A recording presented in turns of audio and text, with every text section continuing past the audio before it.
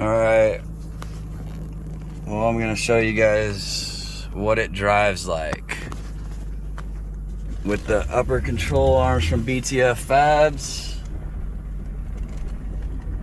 the Detroit CV axles, trailing arms, bushings, everything Detroit axle, lower control arms on the front,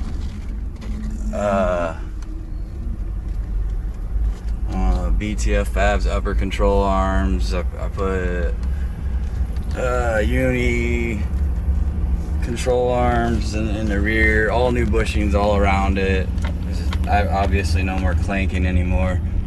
I got it in low because my video was recording a selfie for the first time I shot this, so we're gonna do another little ride along in this goddamn trail, and hopefully, yes, the cops don't come, because I don't think you're supposed to be back here. I don't know, there's no signs or anything, but the Illinois cops and conservation and everybody just don't like you driving your four-wheelers anywhere, so you got to go out of state to do it, blah blah blah. Anyways, I actually put true 35s on it. I got an airborne on a road, it's close to my house, and it actually blew a CV boot from Detroit axle on a brand new Detroit CV joint, so I do have the axle to replace that. So we'll see what it rides like in the woods. This Ford Explorer does not like anything but 4-low in the woods. There's no grinding like you would suspect. No issues with turning, radius. Actually turns pretty good. I actually had to replace all the trailing arm bushings and the sway bar bushings, and I had to replace every bushing on the drivetrain for this thing not to twerk and shake its booty down the highway at 204,000 miles an hour, or 204,000 miles on this thing, and it still runs like a champ. Runs really good. But as you can see, there's no issues with clearance anymore with the 3-inch lift. The BTFabrication control arms made a hell of a difference in the woods. I can actually turn a corner. The RSC doesn't kick on going over the exit ramps or anything like that. When you're turning around corners, just a regular right turn on your regular city street, you can go at the speed you want.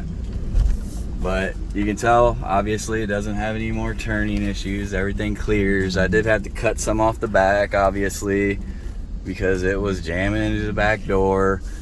There is some of the part on the fender that needs to be looked at or whatnot, because I have to cut a little bit more. It's pointing straight at the tire, so if I was to like go over a curb, it would the curb would actually make it to where it will jab right into my tire. So it's in another part of the fender. I wanted to cut it to where it wasn't noticeably cut. It was a pretty good dip. Like I said, it doesn't have too bad a flex, but it does have the control arms attached, or the sway bar links attached. I did use rubber ones for the sway bar links, so I could get rid of the steel ones that made a lot of noise, which these ones still make a little bit of noise, but not a lot. But on the highway, they won't make any noise, obviously, but not too bad.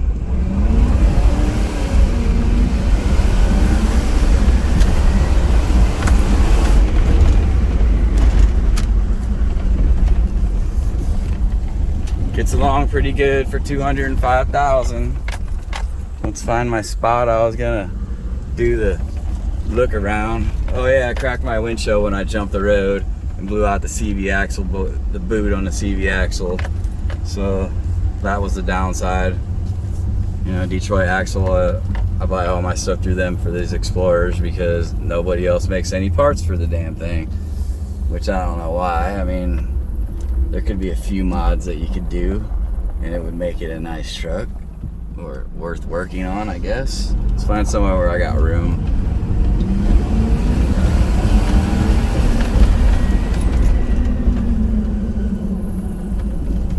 Gets it.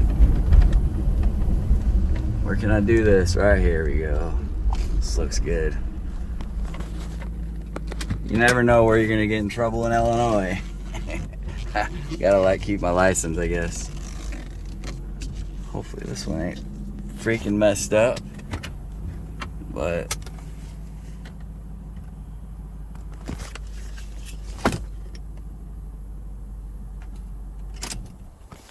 alright, we can do a walk around on this thing.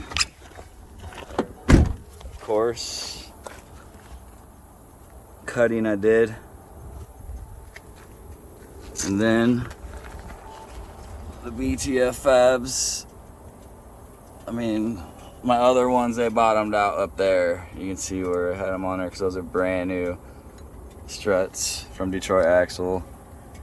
You can see that's the CV boot that I exploded. You won't get no vibrate. I don't get no vibrations from the highway. But like I said, I got a replacement one using the rubber sway bar links there. Just got to make sure they're the right size and right length. That all new struts, everything, the all new control arms, everything's completely brand new. Detroit Axle. If not, you will not have a pleasant ride in the Explorer. It does have some pretty good ground clearance though. I can run over a small kid without even hitting him. But nothing to grab. My construction sites or through the woods or wherever I gotta go to build a house, I guess it works. Other than that, what I was talking about with the fender is that's how I cut it. Let me see if I can get a better shot on the other side. Yeah, here we go. So you can see where I cut it, and then I just bend it all around, and then I'll clean it up. I still haven't had a chance to paint it. Another better look at the BTF upper control arms, how they're supposed to be installed. BTF in the front. I had to call them. They fit both ways. But there's a spot here. I don't know if I can get it because I can't see my phone to see if you're getting it. But I need to figure out what I can do there. And then I'll have no problem clearing the tires. I did this, which I cut that out. I can straighten it up. I do pretty good work with it. Cut all that out. It was way closer, obviously. You can see where I cut the running board. Get it. I didn't have to cut nothing in the back.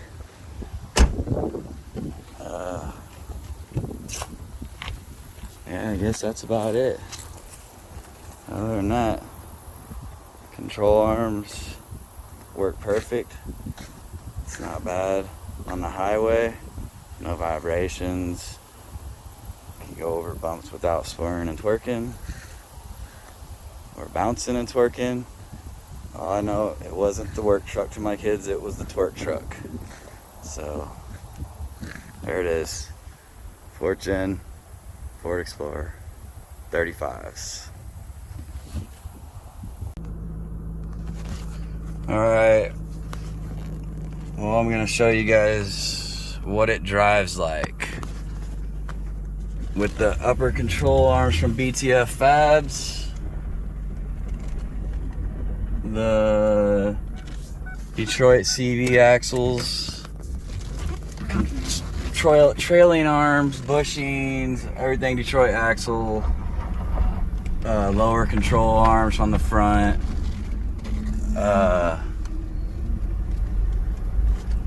BTFabrication upper control arms. I put uni control arm.